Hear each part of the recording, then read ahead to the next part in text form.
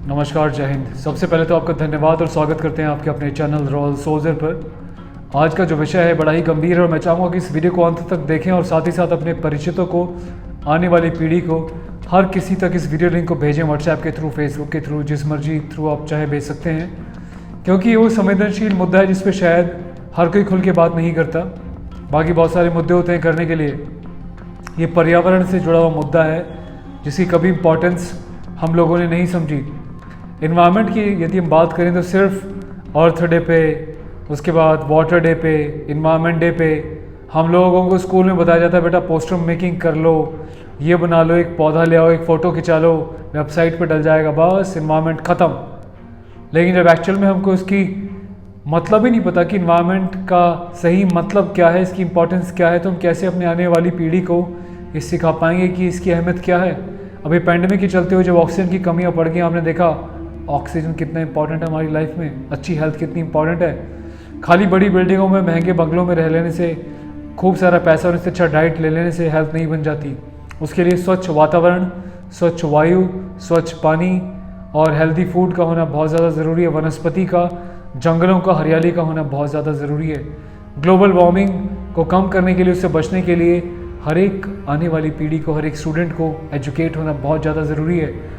अक्सर हमारे स्कूलों में पढ़ाई तो कराई जाती है, लेकिन कभी एकेडमिक्स के अलावा बच्चे को ये टारगेट नहीं दिया जाता कि आप एक जब पढ़ाई शुरू करोगे प्राइमरी स्कूल में, मिडिल स्कूल में या सीनियर स्कूल में, कॉलेज में, आपको एक पेड़ को अडॉप्ट करना है, एक पेड़ को पालना है, उसके बेसिस पे भी आपको मार्क्स मिलेंगे। पर ऐसा नहीं होता, सिर्फ ड्राइंग करा दी जाती है, पोस्टर बनवा के फ़ोटो खिंचवा दिए जाते हैं, दैट्स इट।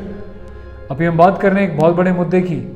तो आज हम बात करेंगे बुंदेल डायमंड माइनिंग ब्लॉक के बारे में। ये क्या है, पूरा विषय समझना और जानना बहुत ज़्यादा ज़रूरी है। यदि आप साथ देंगे तो इन 2.25 लाख पेड़ों को काटने से बचाया जा सकता है। क्या इसके दुष्प्रभाव होंगे आने वाली पीढ़ी के ऊपर, उसके बारे में भी हम चर्चा करेंगे। पहले जान लेते हैं इस पूरे प्रोजेक्ट के बारे में। बहुत इंपॉर्टेंट नोट्स आपके लिए बना के रखे हैं मैंने। तो ये जो प्रोजेक्ट है 2019 में ऑनलाइन बिड की गई थी। इसमें 5 बड़ी कंपनियों ने हिस्सा लिया था और इस बिड को जीता था 55,000 करोड़ रुपए की बोली लगाकर। किसने भला? एक कंपनी है जिसका नाम है SL mining industries limited, EMIL, जो कि बिरला ग्रुप का एक अंग है। इसके अलावा अन्य बड़ी कंपनियों ने, 4 और बड़ी कंपनियों ने इसमें हिस्सा लिया था।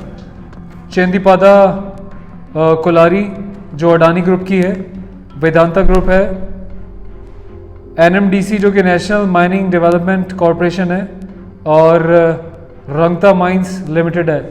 तो इन सब से ऊपर बोली जीती थी इस कंपनी ने, बिरला ग्रुप ने। तब उसके बाद हुआ क्या, ये पहली बार नहीं है।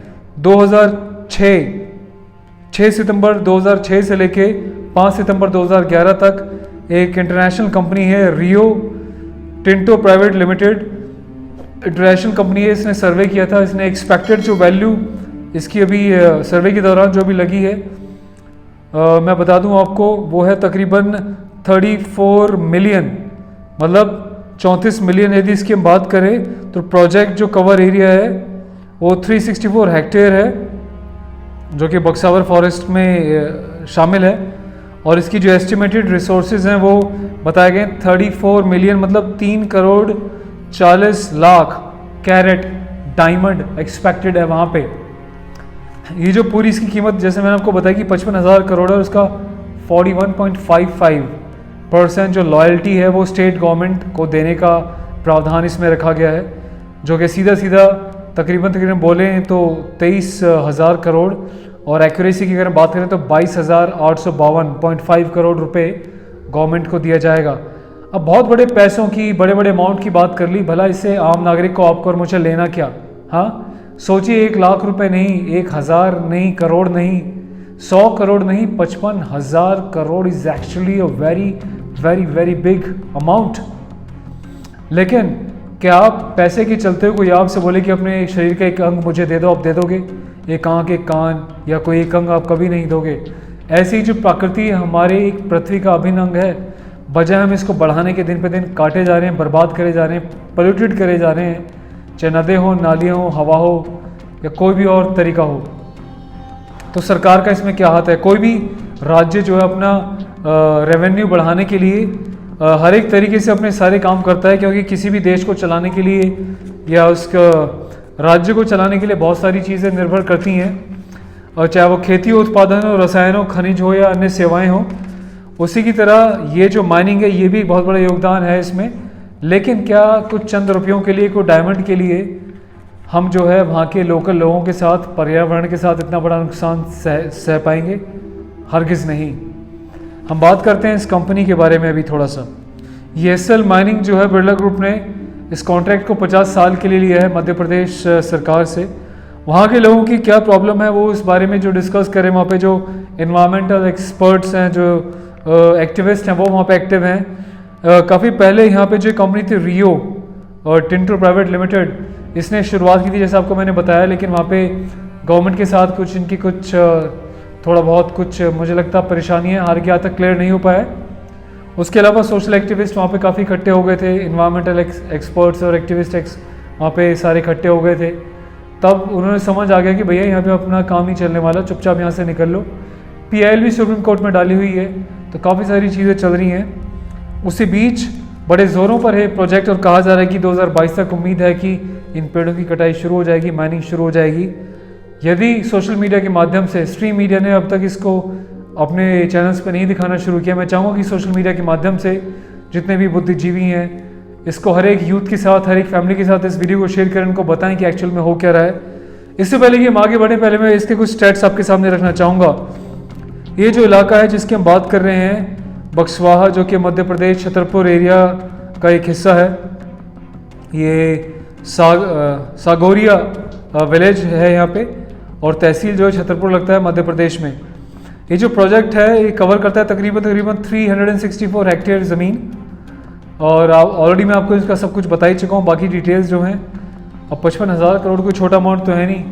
55,000 करोड़ रुपए कोई कंपनी इन्वेस्ट कर रही है, तो सोचिए कितना बड़ा वहाँ पे काम चलेगा। अब बात आती है एम्प्लॉयमेंट की, तो एम्प्लॉयमेंट की मैं आपको बता दूँ, वहाँ की जो टोटल पॉपुलेशन, लोकल पॉपुलेशन उस एरिया में तकरीबन 20 गाँव वहाँ पे हैं। ये गवर्नमेंट की रिपोर्ट है, मेरी रिपोर्ट नहीं है।